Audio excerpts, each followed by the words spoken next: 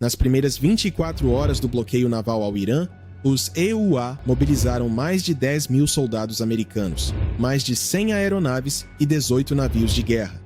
0 navios conseguiram passar por Hormuz. Vamos entender tudo isso. Na segunda-feira, 14 de abril, o Comando Central dos EUA deu um passo à frente e divulgou o primeiro relatório operacional. Mais de 10 mil militares americanos estão participando do bloqueio. Marinheiros, fuzileiros navais, aviadores da Força Aérea, todos eles operando juntos em uma das operações navais mais complexas que os Estados Unidos já executaram desde a Guerra Fria. Mais de 100 aeronaves de caça e vigilância estão envolvidas. Estes são os aviões que mantêm vigilância constante sobre o Estreito de Hormuz, o Golfo Arábico e o Golfo de Omã, rastreando cada embarcação, monitorando cada movimento, prontos para responder a qualquer ameaça. E 18 navios de guerra, que incluíam 2 porta-aviões e seus navios de escolta, estão operando como a camada de fiscalização física. O que essas 10 mil pessoas alcançaram nas primeiras 24 horas? Nenhuma única embarcação conseguiu furar o bloqueio com sucesso. 6 navios comerciais foram interceptados. Eles receberam uma chamada de rádio das forças navais dos EUA. Eles deram meia volta e retornaram aos portos iranianos no Golfo de Omã.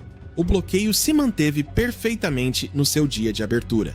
Agora, deixem-me colocar esses números em perspectiva.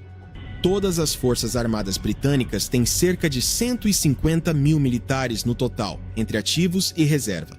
As forças armadas da França têm mais ou menos o mesmo tamanho.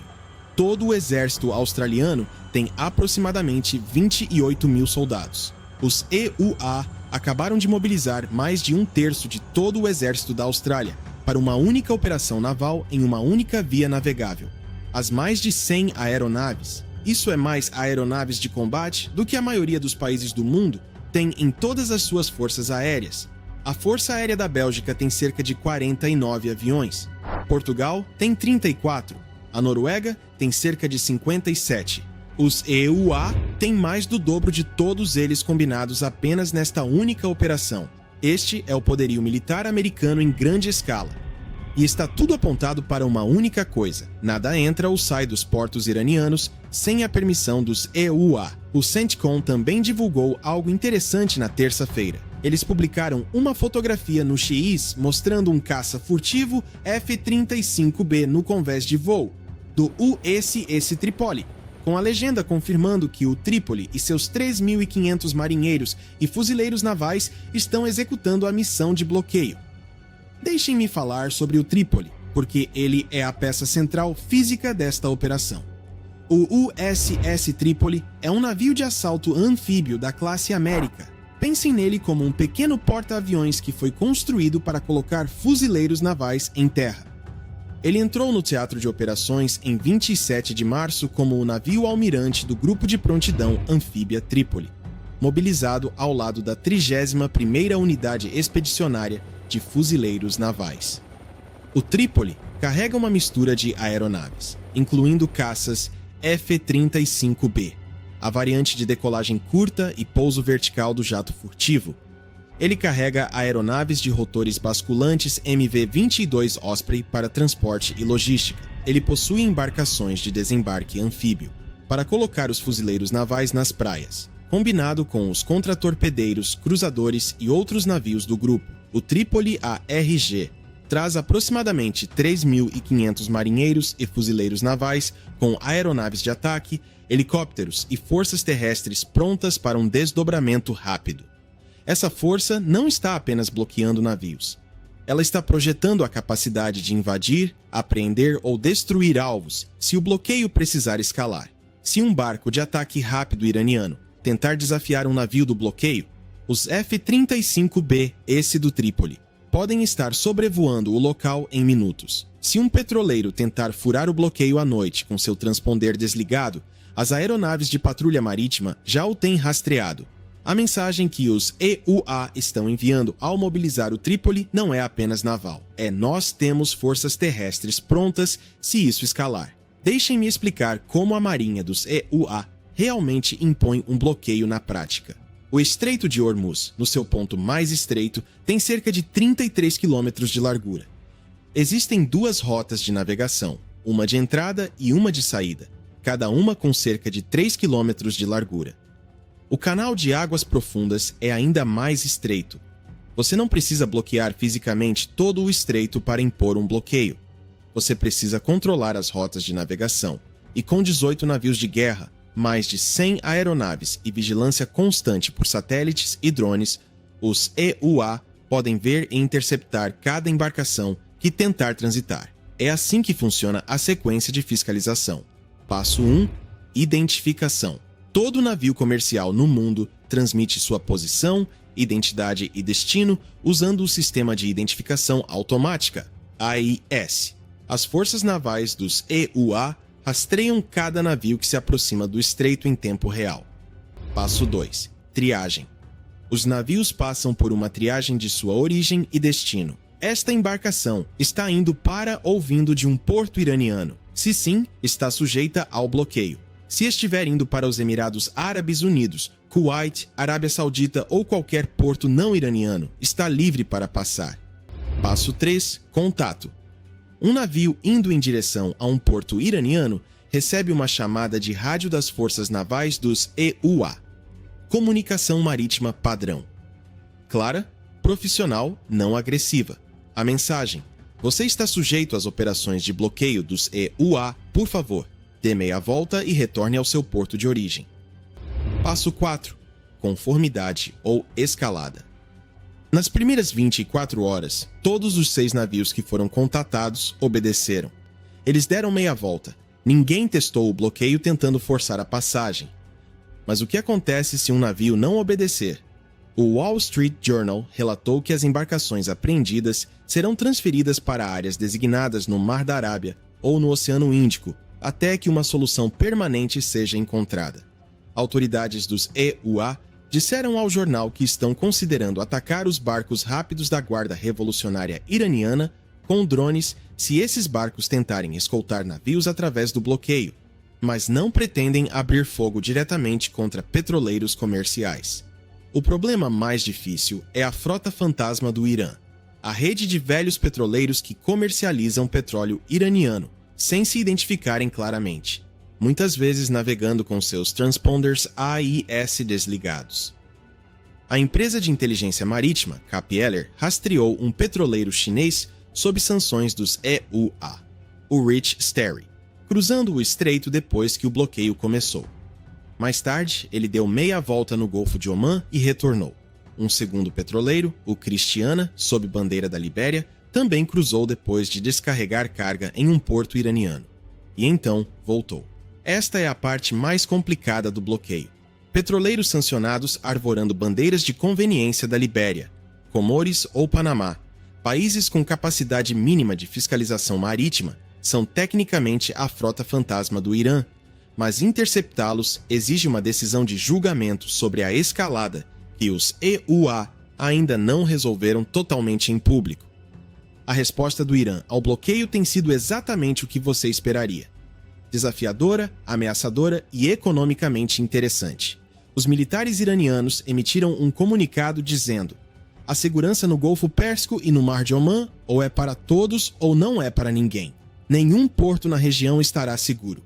Essa última parte é uma ameaça implícita aos Emirados Árabes Unidos, Arábia Saudita, Kuwait, Bahrein, todos os estados do Golfo que abrigam forças dos EUA e cujos portos estão atualmente abertos para negócios sob o bloqueio. O Irã está ameaçando estender a interrupção para todos os portos do Golfo, não apenas os iranianos, se o bloqueio continuar. Trump respondeu na Truth Social alertando que quaisquer navios iranianos que se aproximarem das forças de bloqueio dos EUA serão eliminados. Ele também confirmou na segunda-feira que o Irã já entrou em contato. Eles querem fechar um acordo. O que é interessante, o Irã está ameaçando publicamente com retaliação enquanto envia sinais em privado de que quer negociar. Essa é uma tática clássica de negociação iraniana. A China condenou oficialmente o bloqueio.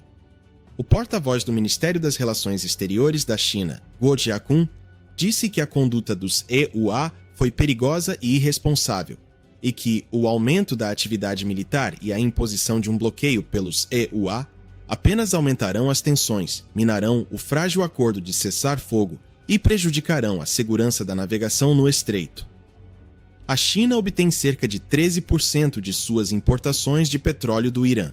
O bloqueio impacta diretamente a economia energética da China. Mas a China está em um dilema. Desafiar o bloqueio dos EUA publicamente significa arriscar processos do DOJ contra empresas chinesas que compram petróleo iraniano. Sanções dos EUA a empresas de navegação chinesas e um confronto diplomático direto com Washington, em um momento em que a guerra comercial já está desgastando as relações.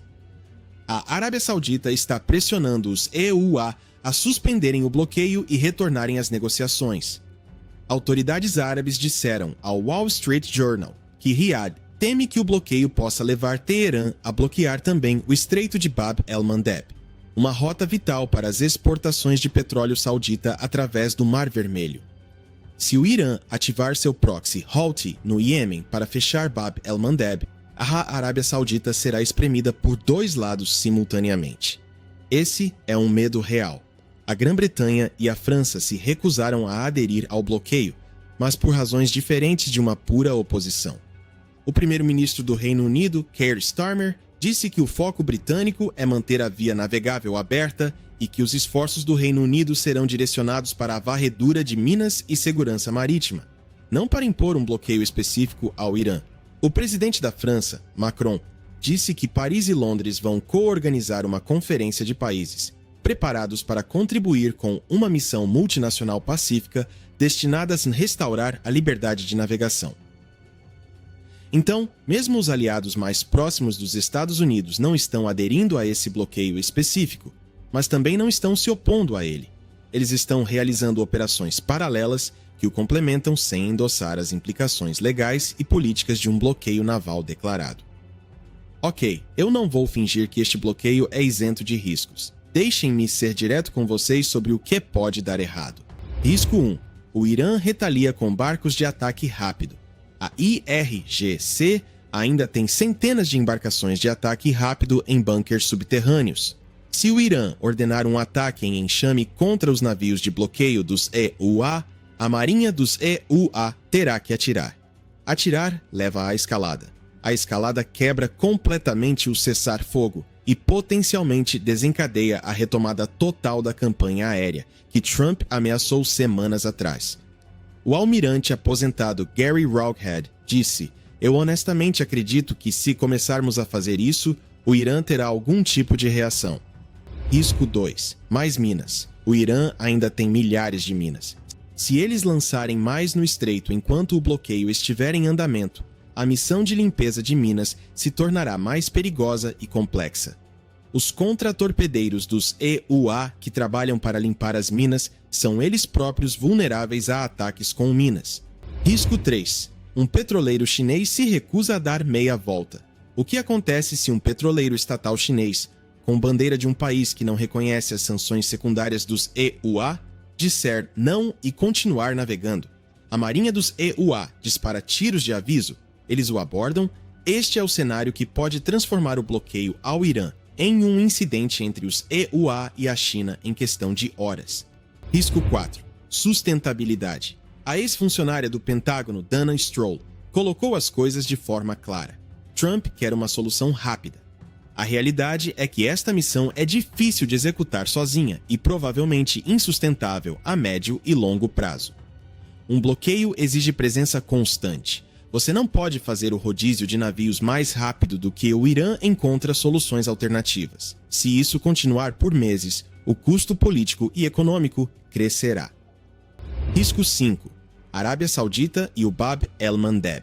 A ameaça do Irã de estender a interrupção além de seus próprios portos para todos os portos do Golfo e potencialmente usar os Houthis para fechar o Bab el-Mandeb no Mar Vermelho cria um cenário onde a interrupção global de energia piora dramaticamente antes de melhorar. Nenhum desses riscos são motivos para não executar o bloqueio. Eles são apenas motivos para entender que as próximas semanas serão complicadas. Aqui está a subtrama fascinante que corre sob a superfície de todo esse drama militar. Mesmo enquanto o bloqueio estava sendo anunciado e entrando em vigor, a diplomacia de bastidores já estava em andamento. Trump disse na Casa Branca na segunda-feira: "Posso dizer a vocês que fomos contatados pelo outro lado. Eles querem fechar um acordo." Na terça-feira, a Euronews confirmou: discussões entre Washington e o Irã sobre uma segunda rodada de negociações presenciais estão em andamento.